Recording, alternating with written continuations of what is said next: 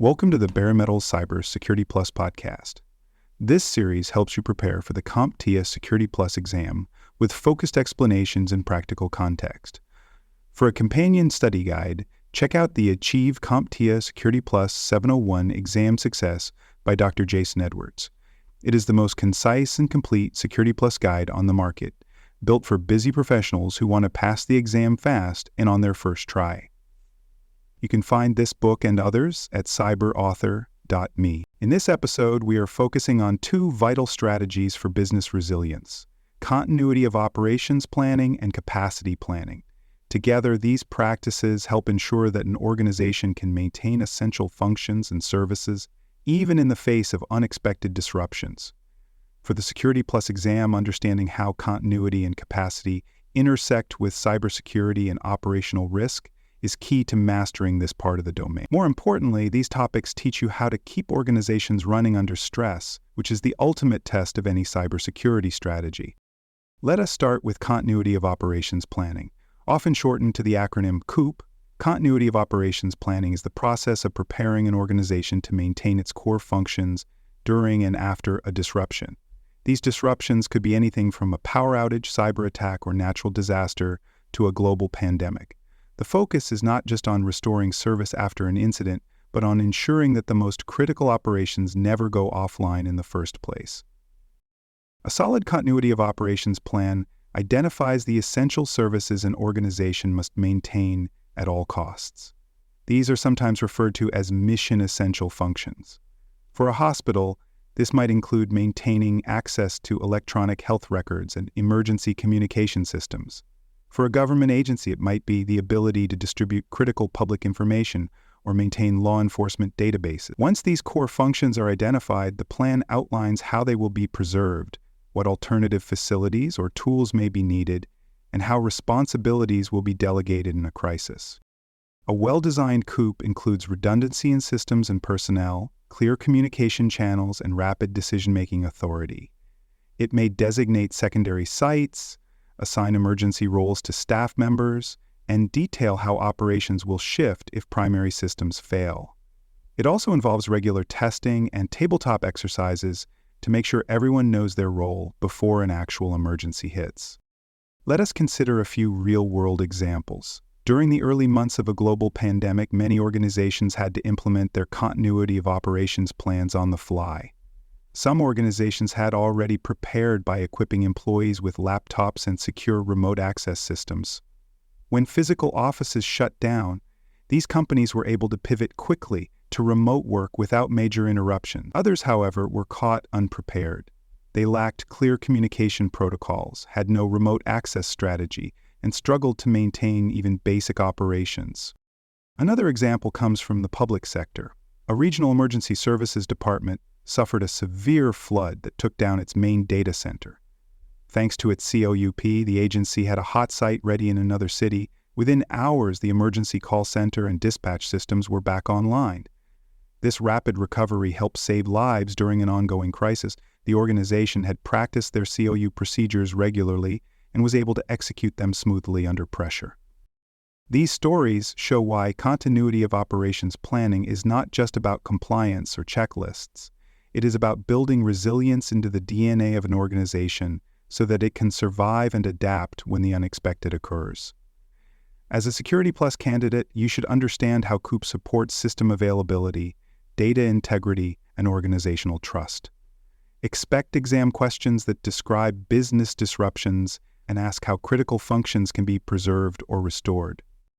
Now let us move on to capacity planning. Capacity planning is the process of making sure that an organization has enough resources, both technical and human, to meet its current and future demands. While continuity of operations planning focuses on staying functional during a crisis, capacity planning focuses on staying responsive and effective during normal fluctuations, unexpected spikes, or long-term growth. In a cybersecurity context, capacity planning might involve questions like, do we have enough bandwidth to support a sudden surge in remote users? Are our servers able to handle peak traffic during a product launch? Do we have enough cybersecurity analysts on staff to manage incident response during a major event? Capacity planning forces organizations to think ahead and align resources with business goals and risk tolerance. There are three primary areas to consider in capacity planning: people, technology, and infrastructure. For people, the organization must assess its staffing levels and skill sets. Do team members have the right training to scale up during high-demand periods? Are there on-call procedures or cross-training programs in place to cover for absences? These questions are especially important for security operations teams, which must remain responsive even during staffing disruptions or turnover. For technology, capacity planning includes evaluating the performance and scalability of systems. Are servers under constant strain? Are cloud services configured to auto-scale during spikes in demand? Can the current network architecture handle increased data flow from new services or remote offices? These considerations become even more important as organizations move to hybrid environments that combine on-premises systems with cloud infrastructure. Infrastructure planning focuses on the physical and logistical side of operations. Are there enough backup generators and network failovers in case of power or connectivity issues? Are cooling systems in place to support hardware expansion? If a new office is added or a major event is planned, can the existing infrastructure handle the additional load without causing service degradation? Let us walk through a scenario. A streaming media company expects a major spike in traffic during a live event. They use predictive analytics and past data to estimate the load and pre-scale their cloud servers to handle the demand. They also ensure their content delivery network can absorb the spike without performance loss. Meanwhile, their security team increases monitoring and staff availability to handle any incidents that might occur. This is a textbook example of capacity planning, forecasting demand and adjusting resources before problems arise. Another example involves a cybersecurity consultancy that wins a large government contract. As part of capacity planning, the firm evaluates whether it has enough certified staff members to meet the client's service level agreement. They also check that their systems can securely store and process the additional data. When gaps are found, they begin hiring and upgrading their infrastructure before onboarding the client. In both examples, success depends on preparation and foresight. On the Security Plus exam, you may encounter questions that describe sudden increases in demand, or questions that ask how to prepare systems to remain functional during rapid growth. Be ready to recognize terms like scalability, resource forecasting, load management, and demand spikes. These usually indicate a question focused on capacity planning. Similarly, when you see phrases like ensure operations continue, preserve critical functions, or designate backup roles, the topic is likely continuity of operations planning. Here is a tip to help you on the exam. If the scenario involves long-term preparation for growing needs or managing normal workload spikes, the right answer is likely related to capacity planning.